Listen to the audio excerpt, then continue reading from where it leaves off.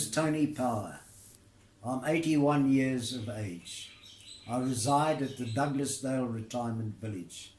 I suffer from macular degeneration. I've lost my central vision. I do, however, have peripheral vision. What I do with my disability, I listen all the time to the various social media platforms, both nationally and internationally.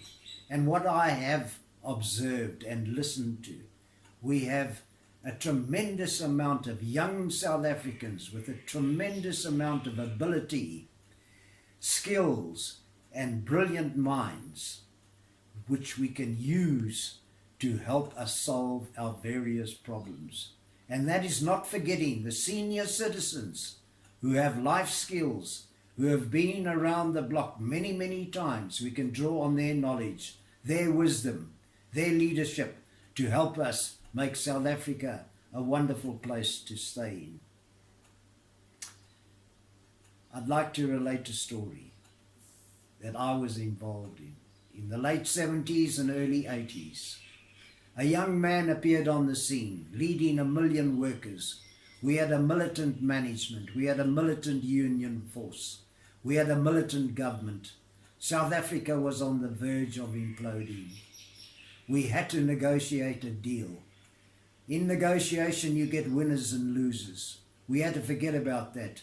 We had to come in with a new approach. And that approach was compromising. We had a give and take. We had an action plan. We had time frames. We had transparency. We did this year in and year out. It culminated in 1994 when South Africa achieved a democracy. A democracy, a constitution that is the envy of the world. Our policies are brilliant. Unfortunately, we are unable to implement them on a practical basis. It has exposed tremendous problems of starvation, problems of extreme poverty, problems of unemployment. Prior to COVID-19, we had an unemployment rate of 30%. We had a 54 to 60% unemployment rate for the youth. With COVID, many, many more issues have come to the fore. We need to have a plan of action. We need to get together.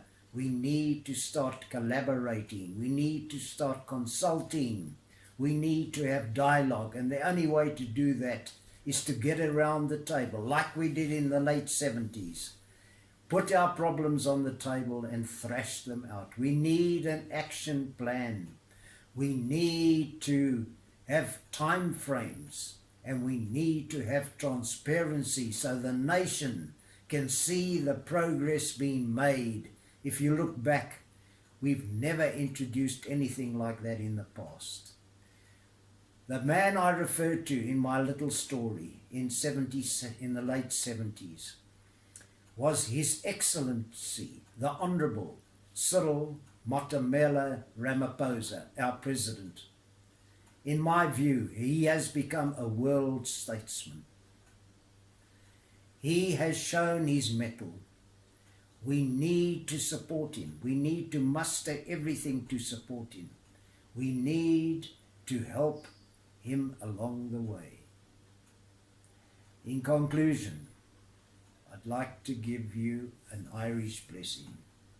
May the road rise up to meet you. May the wind be always at your back. May the sun shine warm upon your face. May the rain fall soft in your field. Until we meet again, may God hold you in the palm of his hand. Thank you.